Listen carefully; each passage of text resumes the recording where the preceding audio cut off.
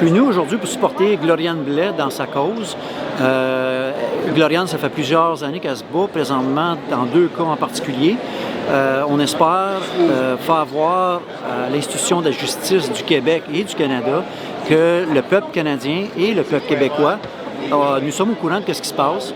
Nous croyons qu'il y a eu une injustice, puis on regarde présentement les choses se dérouler, puis on espère que notre système va démontrer son efficacité. Parce que présentement, on a des raisons de croire qu'il y aura peut-être des choses qui ne se font pas selon les règles de l'art. Puis c'est quelque chose qui est très inquiétant au peuple. Puis c'est le but de se rassembler aujourd'hui, c'est de démontrer clairement aux gens qui sont en charge, les juges et les avocats du système de justice du Québec et du Canada, que nous sommes en train de nous informer à ce sujet-là. Nous avons une guerrière qui s'appelle Gloriane Blais, qui est là pour représenter puis nous aider à comprendre. Puis on espère, puis on s'attend à avoir de la justice au Québec et au Canada.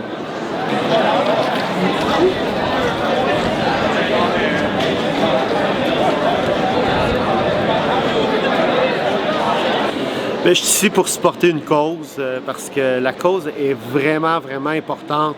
J'espère que les gens réalisent que d'enlever le droit de pratique à quelqu'un parce qu'il se prononce, parce qu'il se mobilise, parce qu'il lance l'alerte, c'est très, très, très grave dans une société comme la nôtre.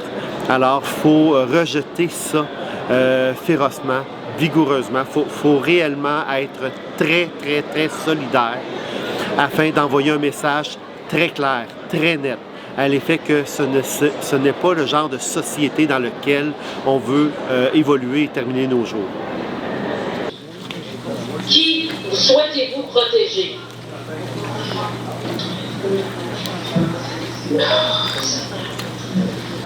Vous êtes venu faire quoi ici aujourd'hui? Moi, je suis venu pour proclamer la justice, qui à un moment donné prendre la part avec Gloriane Blais de qu'est-ce qu'elle subit, de l'injustice qu'elle subit. Premièrement, moi je crois que la justice ne fonctionne pas aujourd'hui comme elle devrait fonctionner.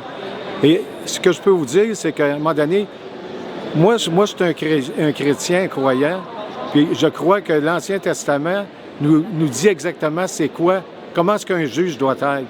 Et le roi Josaphat, à un moment donné, a proclamé, il a institué des juges et il a dit que le juge doit fonctionner sans iniquité, sans égard de personne et sans égard de présent aussi. Alors, je crois que la justice, les juges aujourd'hui ne se conforment pas à ce droit-là.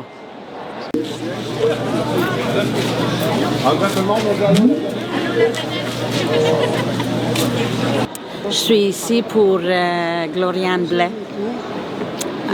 l'ancienne avocate qui est ici pour défendre nos droits.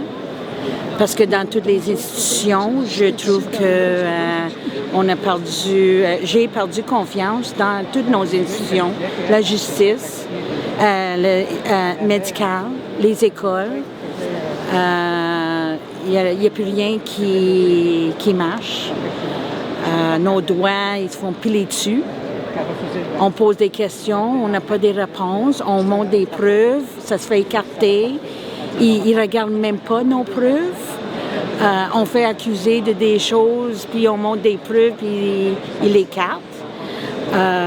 Donc, je trouve qu'on a un vrai problème au Canada à l'instant. La future de mes petits-enfants, c'est important pour moi. Donc, je suis ici pour l'avenir de les enfants.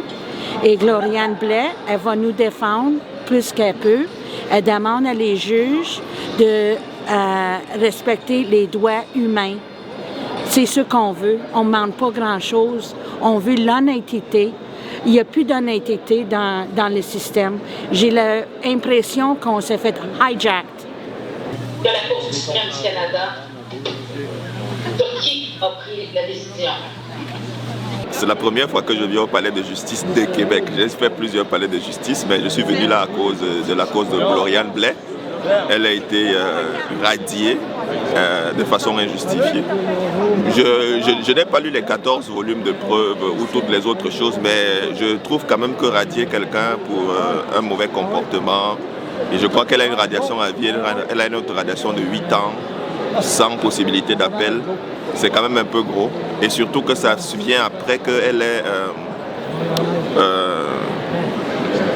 montré elle ait donné une position contre la vaccination et qu'elle ait parlé contre les mesures sanitaires. Ça, c'est quand même suspect parce que je crois que si elle a un mauvais comportement, ça fait plus de 20 ans de pratique qu'elle a.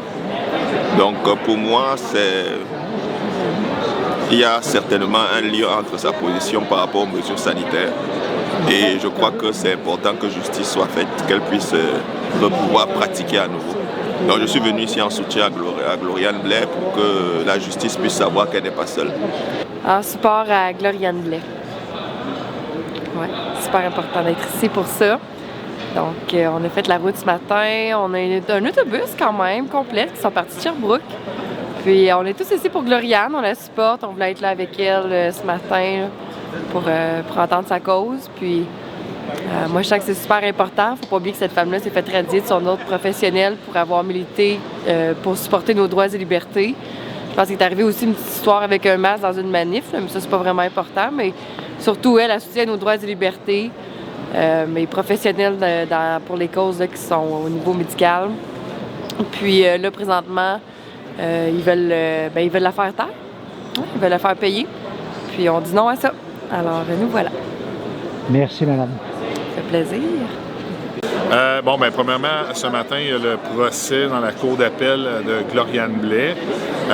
Par contre, moi, je vais toujours être là pour les causes en premier lieu. Fait que, Gloriane, c'est une cause parmi beaucoup de causes qu'il y a eu, mettons, depuis le début de la pandémie, tout ce qui est en rapport avec la discrimination, tous nos droits et libertés. Fait que c'est vraiment une cause qui est importante pour tout le monde parce que je pense que ça peut avoir un certain précédent ce matin de la décision qu'il va avoir avec Gloriane. Mais tu sais, Gloriane, en même temps, c'est le même principe, encore une fois, du principe de dire je donne le choix de faire quelque chose, mais en réalité, c'est un choix déguisé parce que de dire à quelqu'un tu fais ça ou tu as une conséquence, c'est pas vrai que tu as le choix en réalité. Tu sais, je veux dire, oui, tu as un choix, tu as le choix d'avoir la conséquence, mais c'est un choix déguisé quand même parce que le choix est difficile à prendre. Fait que tu sais, de dire à quelqu'un bien, on te fait passer peut-être un test psychologique, on veut te faire ça, mais si tu veux pas, on te fait perdre ton emploi. C'est le même principe au niveau national avec Justin Trudeau quand il a fait perdre les emplois aux gens, mais qui a dit à tout le monde que c'était pas obligatoire, la vaccination. Mais non, c'est vrai que c'est pas obligatoire, mais c'est parce que la conséquence est tellement grande que si je perds mon emploi, je suis plus capable de nourrir ma famille parce qu'évidemment, il n'y avait pas de salaire. Tu sais, le pas de salaire, à un moment donné, en plus, quand tu as été un travailleur toute ta vie qui a payé tes taxes, tes impôts, tes thèmes de chômage, puis tu n'as pas le droit, bien, c'est ça. C'est une obligation qui est déguisée, dans le fond. Fait que je trouve que c'est important que tout le monde soit là. Puis il y a beaucoup de gens qui sont vers l'extérieur. Il y a beaucoup de gens, bravo à tous les gens qui se sont présentés un matin. Puis la cause, bien, ça va toujours continuer. Puis il y a tellement de trucs qui s'en viennent aussi. Là, ça, c'était par rapport à la pandémie, mais tout ce qui a rapport avec les changements climatiques, l'identité numérique et tout, le combat, il n'est pas terminé. Puis c'est juste important de... Moi, je veux toujours qu'on soit la roche dans le soulier qui est fatigante. Le bâton dans les roues, justement, juste pour montrer que non, ça ne fonctionne pas. Puis même s'ils vont de l'avant quand même, bien, il y a tout le temps, moi, je pense, c'est l'acceptabilité sociale. Moi, je veux être celui qui va être la ligne qui va faire que ça ne tente pas de franchir cette ligne-là avec le peuple puis d'être obligé d'aller de l'avant pour leur agenda ou peu importe ce qui va se passer. Fait que merci tout le monde d'être là en solidarité ce matin. Donc, voilà. Vous pouvez vous référer sur cette dernière obligation-là à la monographie de Luc Poupé, la déontologie de la magistrature. Madame Gloriane Blais, qui est avocate, a combattu pour les libertés individuelles de chaque individu lors de la pandémie. On va appeler ça une pandémie pour le moment. Ce qui est arrivé, c'est que le gouvernement, sur des décrets, a empêché les gens de pouvoir sortir de leur maison, de se réunir, a divisé la population avec un paquet de oui-dire, on peut dire, en utilisant la peur. Puis Mme Blais, elle s'est battue, elle a mis même sa tête sur le bio pour défendre les citoyens. Puis elle a perdu son emploi. Puis aujourd'hui, elle se bat pour remettre en question les mesures sanitaires, puis continuer à se battre pour les citoyens du Québec pour le moment, peut-être même du Canada. Moi, je suis venue soutenir Gloriane Blais. OK. Pour la soutenir de quelle façon? Bien, rien que juste ma présence, déjà, c'est déjà ça. OK. Puis j'approuve le travail qu'elle fait pour les Québécois. C'est pas juste pour elle qu'elle fait ça, là, c'est pour toutes nous autres. Puis il faut qu'elle gagne. Moi, je le souhaite ardemment. Merci, madame. Pas de problème, ça me fait plaisir. Oui, alors donc on est venu ce matin pour soutenir évidemment Gloriane Blais dans son audience. Donc elle est ici pour obtenir un appel pour justement remettre un petit peu tout le dossier de la fausse pandémie évidemment à plat. Et notamment, je veux dire, elle essaye de redresser la justice, ni plus ni moins. Alors, elle essaye de remettre un petit peu tout le monde devant ses responsabilités. Et d'ailleurs, ce matin, il y avait un moment quand même particulièrement pointu et je veux dire, tendu, quand elle s'est mise à citer tous les noms finalement de ces personnages, juges, entre autres, qui n'ont pas fait leur travail, finalement, qui se sont défilés devant leurs responsabilités, peut-être évidemment sous la pression du gouvernement, sous la pression de l'idéologie ambiante.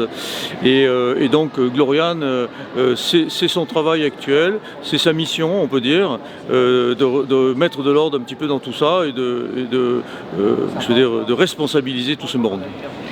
Il a reconnu qu'intellectuellement j'avais raison, mais il n'a pas eu le courage d'aller jusqu'au bout. Donc il avait les compétences pour évaluer le dossier, mais il n'a pas eu le courage d'aller jusqu'au bout. Donc d'accueillir ma demande pour permission d'appeler. Bonjour, alors merci d'être là. Merci au nom de tous ceux qui sont déplacés, mais merci pour Gloriane aussi. Très important. La cause a été entendue très rapidement.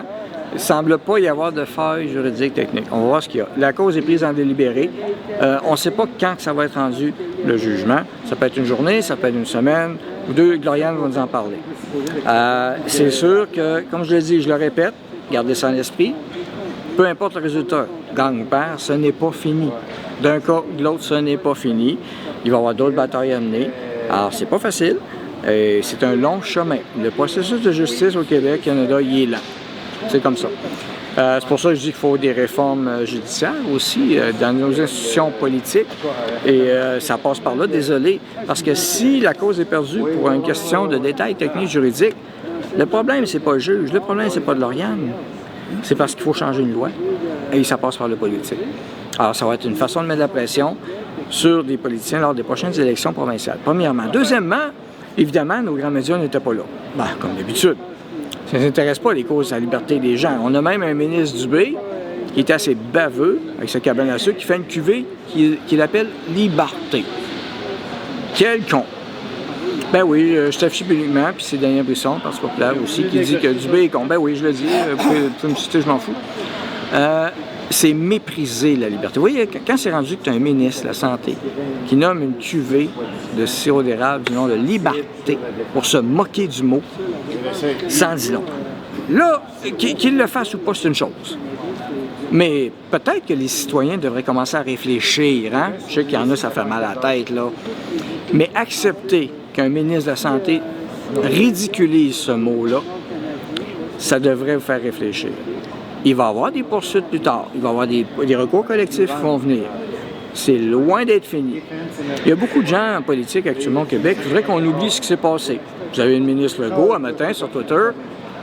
Ben oui, le 11 mars, en mémoire des victimes. Mais il n'y a pas déclenché d'enquête encore sur les CHSLD. Il y en est peut-être responsable aussi.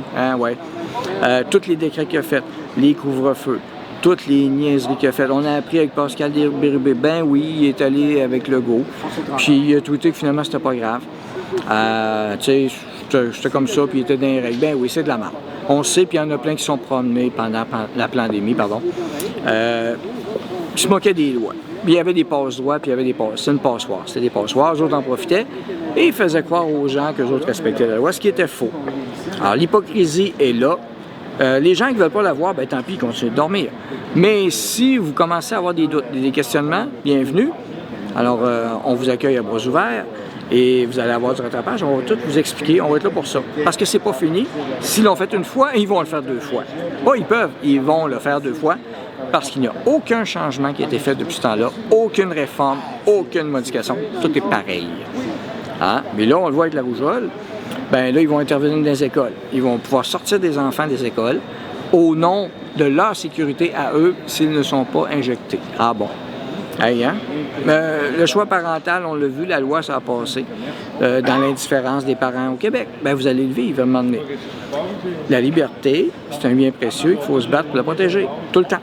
C'est jamais, jamais, jamais fini. Et c'est quand on la laisse aller qu'après ça, la regagner est très difficile. Alors, c'était ça la cause de Gloriane Blais aujourd'hui. C'était un point sur la liberté aussi. Alors, fini, pas fini, on va continuer. Soyez-en sûrs. Alors, merci beaucoup. Et bravo, Gloriane, pour ce que tu fais. Merci pour ce que tu fais. Et on est là pour t'appuyer. Je suis ici parce que ce matin, l'avocate Gloriane Blais s'est levée debout pour nous autres. Puis là, il se tape dessus. Ça fait que je suis venu la supporter. Oui, je m'appelle Jean-Charles Cléroux. Je suis le porte-parole principal de Démocratie Directe. On est présentement au Palais de justice de Québec. Oui. Pour quelle raison êtes-vous ici? Bien, on est venu donner notre support à, m'en allait dire maître, non, elle ne l'est plus, à Mme Gloriane Blais. Elle a fait un combat à prendre cause sur ses épaules, sur la défense de nos droits et libertés. Donc, c'est important pour nous, parce que Démocratie Directe, c'est vraiment de remettre les citoyens au cœur des décisions, donc de redonner le pouvoir au peuple. Donc, on va même plus loin que on veut changer le système.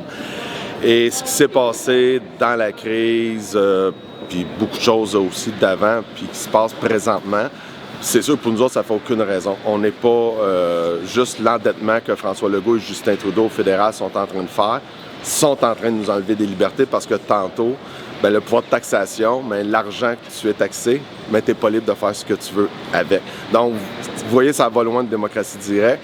Puis ce que Gloriane fait, mais c'est justement avec les circonstances qui s'est passées liées à la crise COVID. Nos droits et libertés ont été bafoués, que ce soit les couvre-feux, que ce soit au niveau de l'injection et tout ça. Puis c'est important. C'est important. C'est pas une question, je suis pas là, est-ce que je suis d'accord avec tout ce que Mme Blais va dire ou non. C'est pas ça qu'on cherche chez Démocratie Directe. Mais c'est sûr qu'on veut mettre le peuple au pouvoir. Donc, il faut arrêter de s'assiner ses idées, si tu es correct ou pas correct. Les principes sont, puis c'est ce que je dis à tout le monde, nos droits fondamentaux de se déplacer, de faire ce qu'on veut, qu'on est habitué, ont été bafoués. Ça, c'est un fait indéniable. Ensuite, c'est au système en place. Si on était dans de la vraie liberté, de la vraie justice, il y en a qui me répondent « Oui, mais Jean-Charles, il y avait une pandémie. » Parfait. Faites-moi la preuve que ça méritait. Puis il faut faire attention à travers l'histoire. Il y a un grand politicien américain qui avait déjà dit « Si vous êtes prêt à sacrifier votre liberté pour de la sécurité, vous allez perdre les deux. » Puis ça ne me tente pas que ça arrive au Québec ni au Canada. Donc je vais supporter Mme Blais dans ses démarches sur le principe, nos droits et libertés, on n'y touche pas. Merci, monsieur. Merci. Si vous me dites, ouais, non mais Paul, c'est pas grave, vous n'êtes pas les seuls, même le barreau du Québec ne trouve pas vous ne serez pas seul, hein? Vous serez rentrés en équipe avec d'autres mondes, mais moi je ne fais pas partie d'eux autres. Je vous remercie beaucoup d'avoir été présents, parce que les droits humains, c'est quelque chose qu'on doit se tenir debout pour ça. Notre état d'humanité, pour qu'elle soit reconnue dans notre société, on doit se tenir debout. Mais c'est au-delà de ça. Être un être spirituel, ça se fait debout. On n'est pas sur terre soumis et qu'on puisse s'imaginer être un être spirituel. Un être spirituel se tient debout.